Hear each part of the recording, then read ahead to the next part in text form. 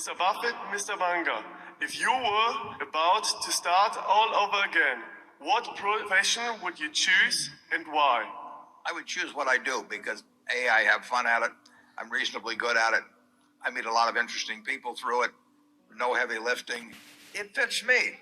But that's not advice for you. I mean, you have to find out what's your passion in life.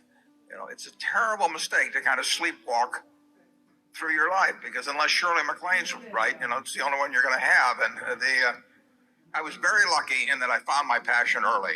I mean, that's not easy. You know, that takes some luck. It just so happened my dad was in a business that had a very small office, and he had a bunch of books down there. And when I would go down there on Saturday or after school, I would start reading those books, and it turned me on. And this was before Playboy actually existed. And so, you know, that was just plain lucky. You know, if he'd been a minister, I'm not so sure I would have gotten quite as enthused about visiting the office. But that's the way to go. And I can't prescribe that for you, but I can tell you that if you're going through the motions in life, you're doing something. Now, if you know, obviously, if you need the job you have and you can't make a change, and your kids have to eat and all of that, you deal with realities like that. But when you're in a position to make choices, you know, I always tell the kids that come visit me, I tell them, go to work for an organization you admire or an individual you admire. That means that many of them become self-employed, but the idea, you know, you can't get a bad result. I went to work for Ben Graham when I was 24. I only worked for him for less than 2 years. But I jumped out of bed every day in the morning. I was excited about what I was going to do. I was learning things. I was with a man I admired.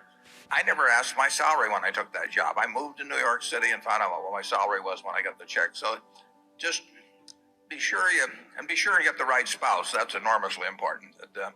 You know, as Charlie says, the problem, you know, is that we talk about that fellow that spent 20 years looking for the perfect woman, and then he found her, and unfortunately she was looking for the perfect man. So you may have a problem in that respect. But it's enormously important who you marry. I mean, it's a huge decision. You know, if you're lucky in a couple of things like that, you're gonna have a happy life, and you're going to behave better as you go along. I mean, it's a lot easier to behave well when things are going your way and you're enjoying your work, and you're thinking about things every day that are the kind of things you like to think about. And Charlie has a lot better advice than I have on that. Go to it. Well, of course, you'll do better if you develop a passion for something in which you have a considerable aptitude. I think if Warren had gone into the ballet, nobody would have ever heard of him. Well, I think they'd have heard of me, just in a different way, Charlie. Well, the chances are, if you find something that turns you on, you probably do have some talent for it. I mean, I don't think I could have gotten turned on by ballet.